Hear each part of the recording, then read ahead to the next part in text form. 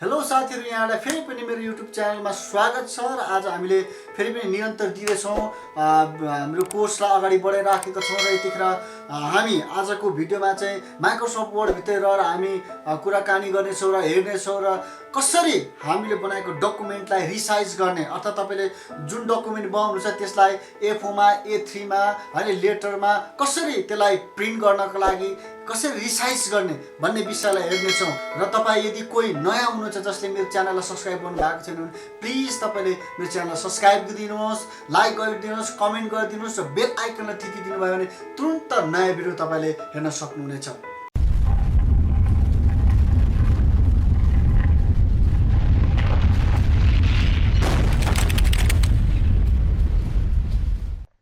हामी स्टार्ट बटनमा क्लिक गर्नेछौँ र अल प्रोग्राममा जानेछौँ अनि माइक्रोसफ्ट अफिसमा क्लिक गरिसकेपछि यहाँनिर माइक्रोसफ्ट वर्ड छ अनि हामी यहाँ क्लिक गर्नेछौँ।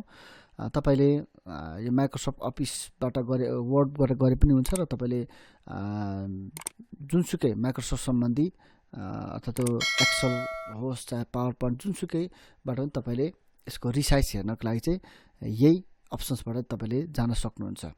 यहाँनिर हाम्रो एउटा पेज आएको छ। यो पेजमा हाम्रो डकुमेन्ट छ। मानौँ मैले एउटा लेटर्सहरू लेख्न चाहन्छु। यहाँनिर यसलाई मैले कपी गरेँ र मैले यहाँनिर यसलाई पेस्ट गर्दैछु। यो एउटा हाम्रो डकुमेन्ट हो। यो डकुमेन्टलाई चाहिँ यो डकुमेन्ट चाहिँ कुन चाहिँ साइजमा छ हैन, कुन साइजमा छ यो डकुमेन्ट। हाम्रो यो पेज चाहिँ यो पेपर चाहिँ भनौँ यो मानौँ यो हाम्रो पेज चाहिँ कुन चाहिँ साइजमा बसेको छ र हामीलाई आवश्यक कुन साइजमा हामी राख्न चाहन्छौँ भन्नको लागि चाहिँ तपाईले पेज लेआउटमा क्लिक गर्नुहोस्। आफ्नो डकुमेन्ट तपाईले बनाइसकिसकेपछि यसरी तपाईको डकुमेन्ट बनिसकेपछि पेज लेआउटमा क्लिक गर्नुहोस् र यहाँ साइज भन्ने एउटा अप्सन छ। यसलाई क्लिक गर्नुभयो भने यहाँ एउटा डायलग्स बक्स आउँछ। यो डायलग्स बक्समा तपाईको यहाँनिर विभिन्न अप्सन्सहरू छ। मानौ तपाईको यो पेज तपाईलाई थाहा छैन कहाँनिर अर्थात् यो पेज चाहिँ यो तपाईको डकुमेन्ट चाहिँ कुन साइजमा बसेको छ अथवा तपाईले प्रिन्ट गर्दाखेरि कुन साइजमा यो निस्किन्छ भन्ने कुरा चाहिँ तपाईले साइजमा क्लिक गर्नुभयो भने तपाईले यहाँ देखिन्छ। अहिले यो तपाईको डकुमेन्ट यो बनेको डकुमेन्ट चाहिँ तपाईको लेटरमा छ हैन, लेटरमा छ। अनि यो लेटर म लेटरमा राख्न चाहन्न, म A4 मा राख्छु भन्नुहुन्छ भने तपाईले यु क्यान तपाईले गर्न सक्नुहुन्छ हैन। तपाईको पेजलाई चाहिँ तपाईको डकुमेन्टलाई चाहिँ रिसाइज गर्न सक्नुहुन्छ। यसरी लिगलमा तपाईले गर्न सक्नुहुन्छ। जुनसुकै तपाईलाई चाहेको हैन यसमा गर्न सक्नुहुन्छ। झन् सानो भयो है अनि यसमा गर्नुहुन्छ यो छड्के जस्तो भयो तर धेरै अट्ने रहेछ। तपाईले यसरी आफ्नो पेजलाई आफ्नो यो डकुमेन्टलाई यसरी साइज रिसाइज दिन सक्नुहुन्छ। धेरै जसो डकुमेन्टहरू चाहिँ प्राय प्रिन्ट गर्दाखेरि चाहिँ A4 मा गरिन्छ अनि यो चाहिँ एकदमै नर्मल राम्रो हैन। यसरी तपाईले आफ्नो पेजलाई चाहिँ यसरी रिसाइज गर्न सक्नुहुनेछ।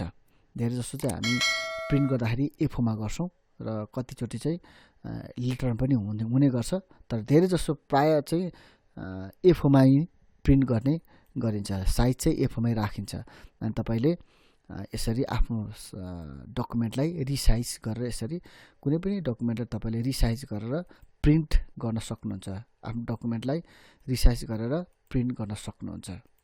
आशा छ यो भिडियोबाट तपाईले केही कुराहरू सिक्नु भयो भन्ने हामी आशा गर्छौं र कसरी हामीले हाम्रो डकुमेन्टलाई चाहिँ प्रिन्ट गर्दाखेरि चाहिँ रिसाइज गरेर गर्ने भन्ने कुराहरू तपाईले बुझिसक्नु भएको छ हैन। हामी हाम्रो डकुमेन्ट भयो पेज लेआउटमा जानुहोस्, साइजमा जानुहोस् र यहाँनिर तपाईले रिसाइज गर्न सक्नुहुन्छ। कुनै पनि तपाईले फर्मेटमा यसलाई तपाईको पेपर अनुसार है तपाईले कुन पेपरमा गर्दै हुनुहुन्छ, A4 मा गर्दै हुनुहुन्छ, लिगलमा गर्दै हुनुहुन्छ, A3 मा गर्दै हुनुहुन्छ कि A5 मा गर्दै हुनुहुन्छ कि A4 मा गर्दै हुनुहुन्छ कि त्यही पेपरको साइज अनुसार चाहिँ हामीले प्रिन्ट गर्नुपर्ने हुन्छ। त्यसकारणले गर्दाखेरि तपाईले कुन चाहिँ पेपरको साइजमा तपाईले प्रिन्ट गर्दै हुनुहुन्छ तपाईले आफूलाई चाहिएको साइज यहाँनिर दिएको छ त्यही अनुसार तपाईले क्लिक गरेर प्रिन्ट गर्न सक्नुहुन्छ। आशा छ यो भिडियोबाट तपाईले धेरै कुरा सिक्नु भएको छ भन्ने हामी आशा गर्छौं र अन्य आउने भिडियोहरू पनि हामी तपाईँको बिचमा माइक्रो सम्बन्धी र अन्य टेक्निकल कुराहरू सम्बन्धी हामी ल्याउँदैछौँ।